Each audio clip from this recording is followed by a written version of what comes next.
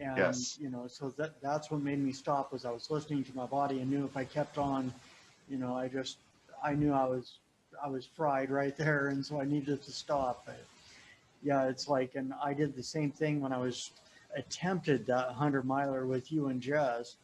You and Jess Yeah. had taken off already. And like, I was on my own, but I took a break in the middle of the night and got to a point where I'm like, okay, dude, I know I'm at a point right now where if I kept on going, you know, I might just injure myself further, so I'm going to quit. Yeah. And I was wondering, is that possible? Have you experienced that on these DNFs possibly? I absolutely have. And part of it is I look back and some of them I wonder whether or not I should have quit. And that's part of the beauty of the sport because, you know, we're living people. And each one of these races, if you're going to be a lifelong runner and you're going to do multiple races, is just one experience. And so you quit. You have something happened in the past, you quit. You look back on that and you will forever wonder whether or not you should have quit. And that's kind of the beauty of it in a way.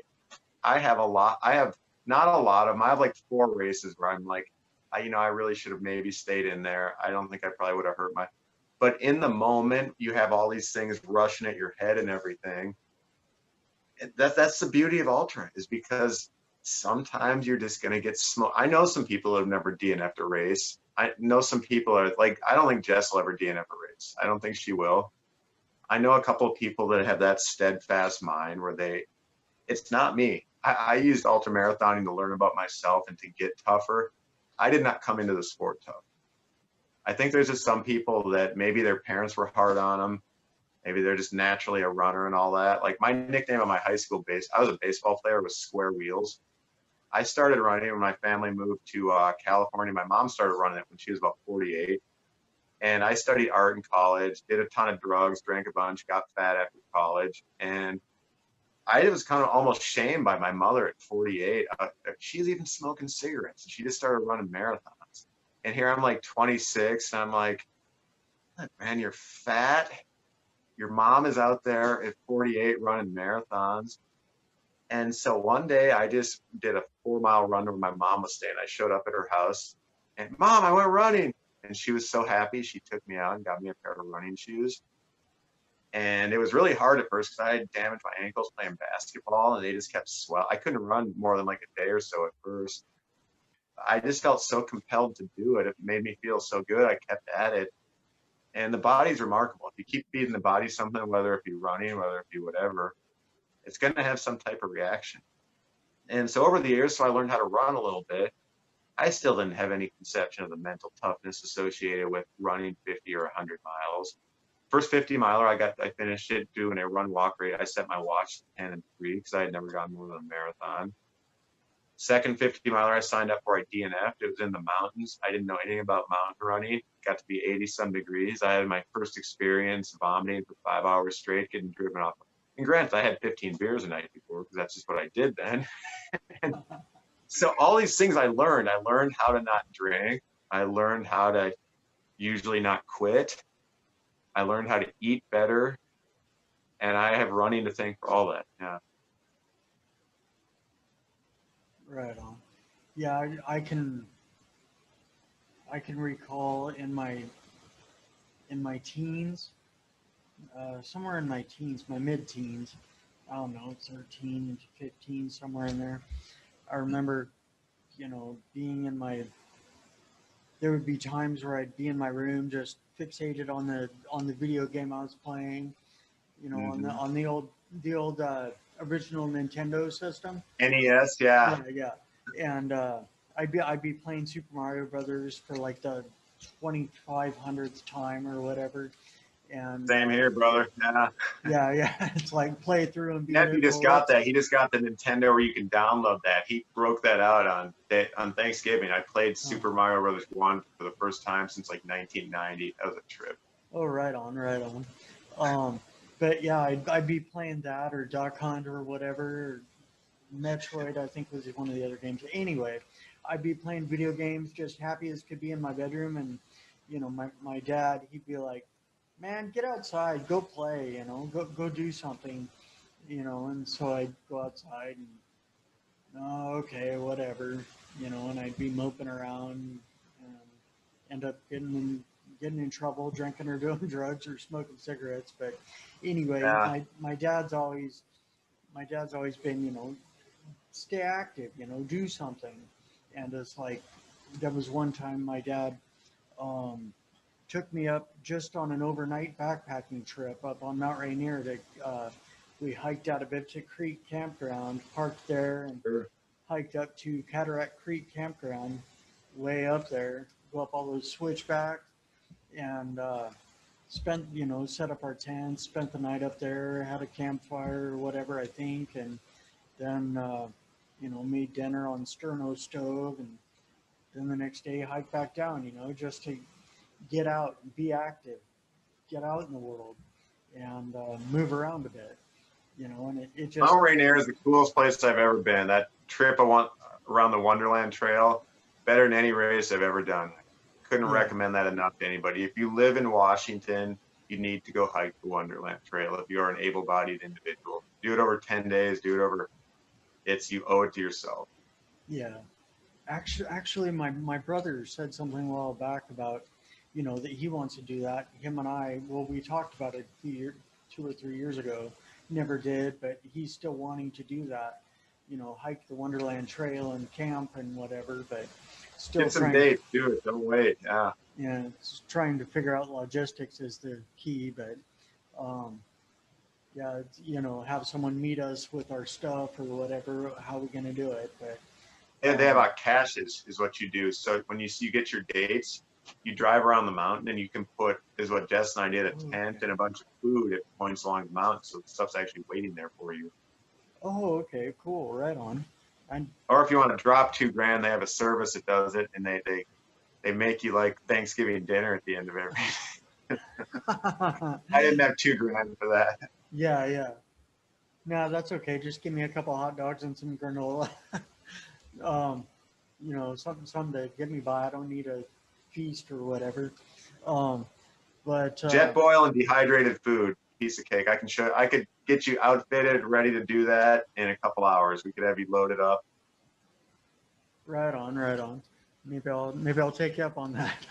Uh, Ah, but yeah, uh, I just think it's amazing. Um, some of these well, yeah, some of these distances you've run, like these 100 milers. I mean, I've got a few friends that run these 100 milers, you included. Just like, oh, okay, yeah, I'll decide one day, okay, let's go run 100 miles this weekend or in a couple of weeks. Okay, cool, let's go do it.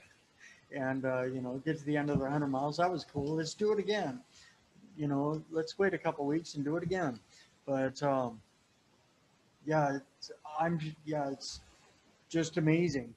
And I'd love to be trained. I'd love to get to that point where I would be able to do that. I know I'm able to. I just need to train for it. But um, I would encourage you to try to do some basic strength training. As we get older, we lose 10% of our muscle mass every decade after 30. Is what running becomes when you want to run those extreme distances. You don't lose your ability to run because you haven't run far enough. You lose your ability to run because your muscles break down. And at some point, most people need to do some like body weight stuff, your planks, your wall sits, just squats, push-ups, things like that to develop some of the musculature around the spine, the butt, the shoulders, so they don't start to break down. Because what causes the injuries and the dropping out of races is usually the inability of the core muscles to support good posture later on in the run. It's like people don't drop out of races because they run out of cardio because their breath is bad. That's how I realized a couple of years ago. I used to try really stack high mileage, and I was just getting tired. And I found when I reduced the mileage a bit, put in some strength training, I was able to feel fresher both in training and later on in the race. yeah, right on. Actually, that's actually I've heard that from a couple people, a couple trainers and coaches is the actually a guy that I interviewed here on my show a couple weeks ago That's what he was saying was, work on building up your strength and body strength, and just maybe do some body weight exercises, Hmm. just to build up your strength to be able to keep going, those Yeah. longer distances. Isolate the glutes a little bit. Your gluteus maximus and your hip flexors are your main running muscles. Just, yeah, sit in the wall with your knees on and try to work up to where you can sit on the wall for like 60, 90 seconds. Really good just to build some of those stabilizers, which will help keep you nice and straight when you're running. Yeah. Huh. That sounds like an awesome exercise. Like it would do a lot of good. Sitting against the wall. Never thought about that one. But yeah, we're getting close to that time where it better be wrapping up. Do you have any final words of wisdom for runners? Final words of wisdom for runners. Just try to be consistent, whether consistent for you is running every day or running twice a week or once a week. And just always remember, I can't think of any time in my life, other than maybe the one serious injury I had, I broke my pelvis a long time ago. Other than that run, I've never had a run where I finished feeling worse than I did when I started it. If you ever have trouble getting out the door, just remind yourself of that. You'll feel better when you finish. And yeah, just try to stay consistent, enjoy the ride, and know it's a natural human activity you're doing. It's not some specialized craft that only athletes do. You're pre-programmed. Right on. Right on. Yeah, I've heard that before. Is that, you know, people were designed to run. And That's how we used to hunt. Yeah, I mean, yeah, if you haven't read Born to Run, it's a cool read. Humans used to trot after herd animals with our sweating mechanisms they did not have. Antelope can run real fast, but only for a couple of miles. If you trot after them for 3 hours on the savannah 3 million years ago, they start dropping dead, and our ancestors eat them. yeah, right on. Um, okay. Well, it, all right. Well, I guess that's it. I better be wrapping this up so the next show can come get set up.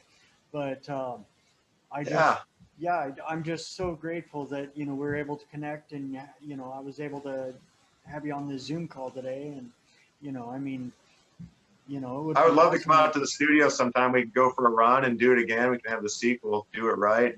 Yeah, And yeah. anytime you want to stop by, I could help you out with a little strength plan too. Just something Okay, that would take you like 10 or 15 minutes a day. cool. Totally help out your running, long term and short term. Yeah, that would definitely be awesome.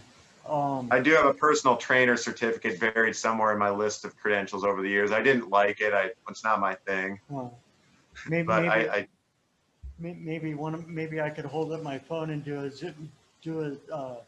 a live, do Facebook live while and hooked up here at the station while we're running or whatever. it's a good idea. Yeah.